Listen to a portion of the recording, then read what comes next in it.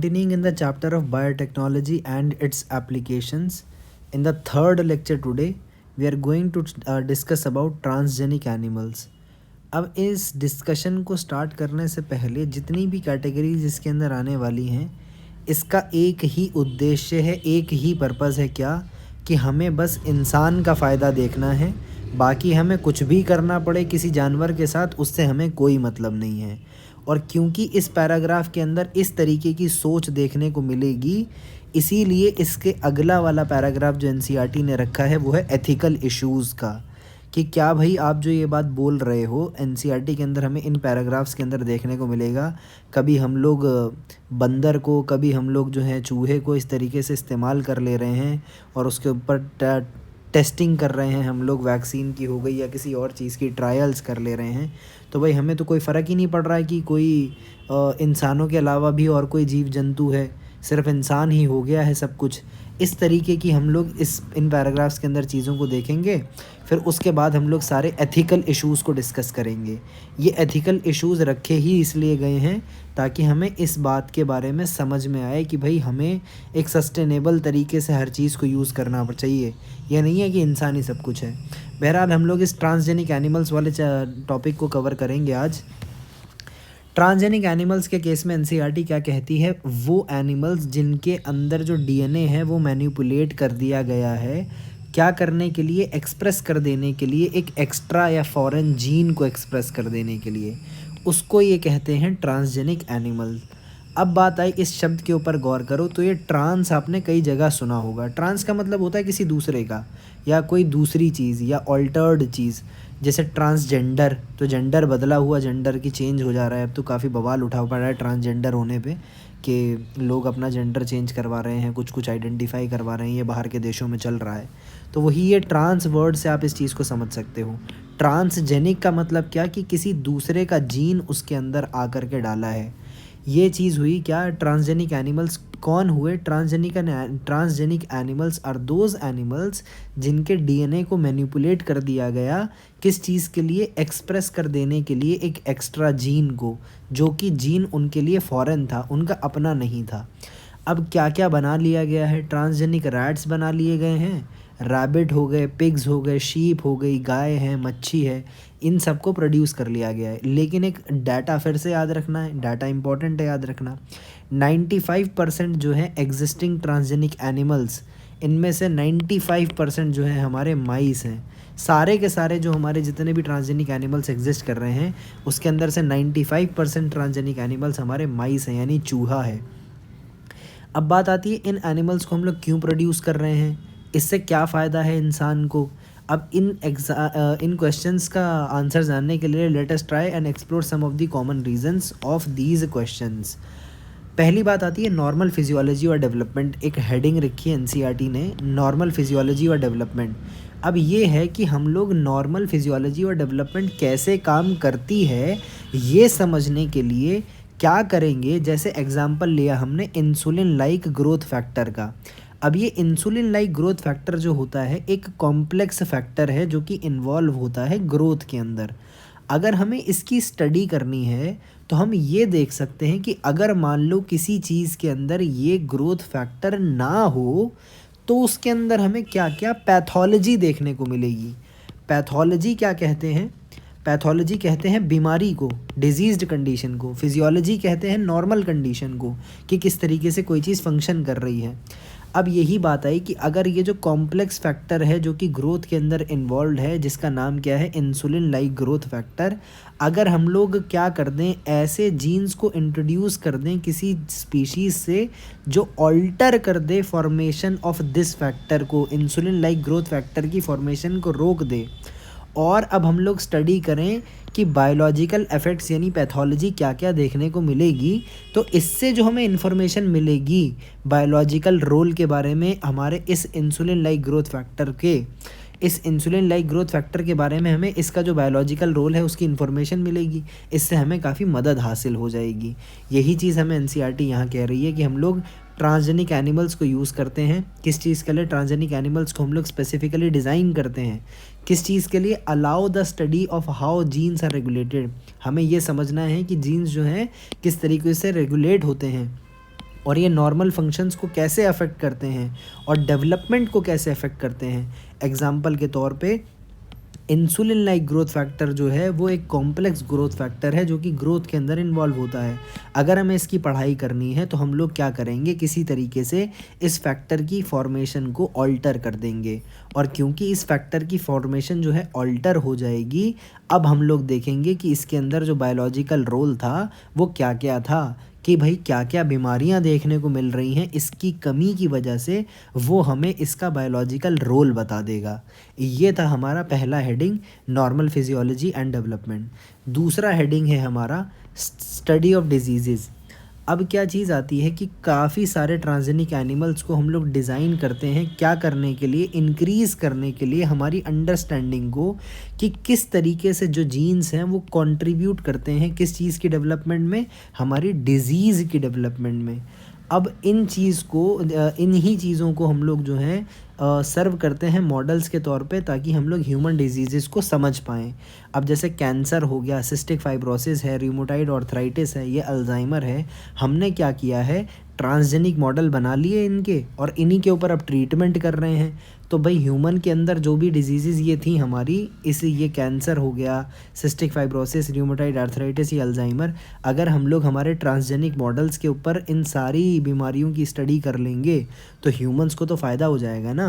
Humans के लिए easy हो जाएगा इस चीज़ को वो कर लेना, कि भाई हमने कोई दवाई बनाई, उसको एक्सपेरिमेंट किया, तो ट्रांसजेनिक मॉडल के ऊपर एक्सपेरिमेंट कर लिया, काम कर गई तो भाई बहुत बढ़िया है, नहीं काम करी तो किसी इंसान का नुकसान नहीं हुआ, यही चीज़ हुई।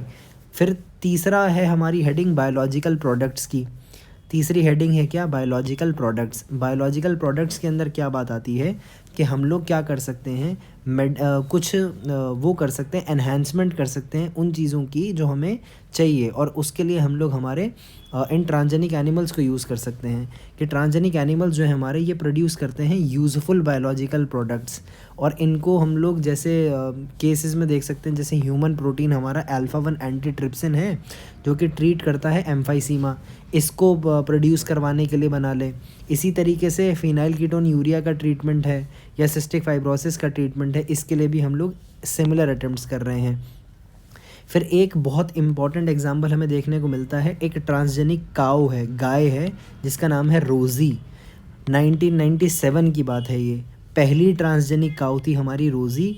इसने क्या किया था, ह्यूमन प्रोटीन एनरिच्ड मिल्क, देखो है काऊ लेकिन कौन सा मिल्क प्रोड्यूस कर रही है, जो कि ह्यूमन प्रोटीन एनरिच्ड था, और ह्यूमन का भी कौन सा प्रोटीन, ह्यूमन अल्फा लैक्ट एल्ब्यूमिन, ये एनरिच था। कितनी क्वांटिटी थी, 2.4 ग्राम पर लीटर थी।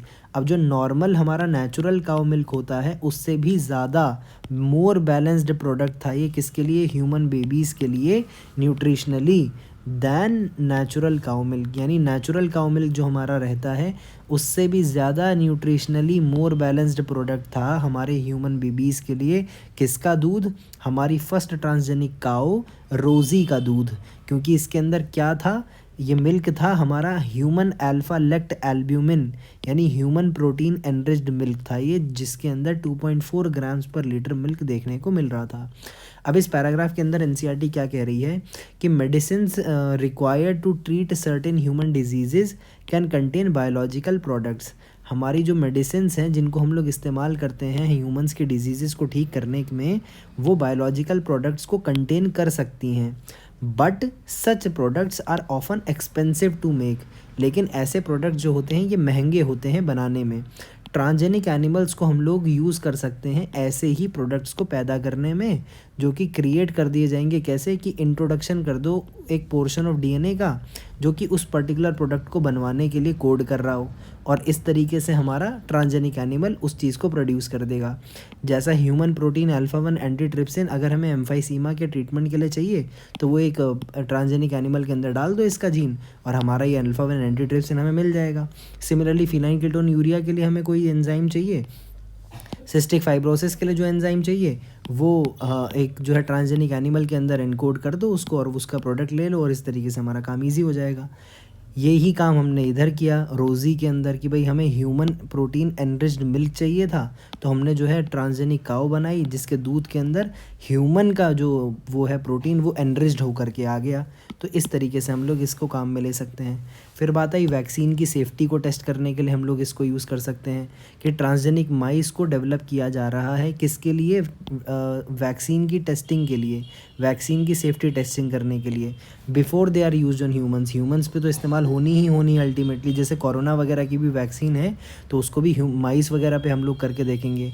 अब ट्रांसजेनिक माइस जो हैं वो are being use to test the safety of the polio vaccine. Polio vaccine की भी जो सेफ्टी है वो ट्रांसजेनिक माइस के केस में हमें देखने को मिल रही है। अगर हम जो है इसके ऊपर रिलाय कर सकते हैं कि हम लोग माइस को यूज़ कर लेंगे तो हम लोग बंदर की जगह फिर चूहे का ही इस्तेमाल करेंगे। ये चीज़ भी एनसीईआरटी ने हमको बताई। फिर बात आई क्या, केमिकल सेफ्टी टेस्टिंग, कि भाई जो केमिकल्स हैं इसकी सेफ्टी टेस्टिंग कैसे करेंगे हम लोग। अब इसके अंदर बहुत एक इंटरेस्टिंग लाइन है, आप इस चीज़ को समझो।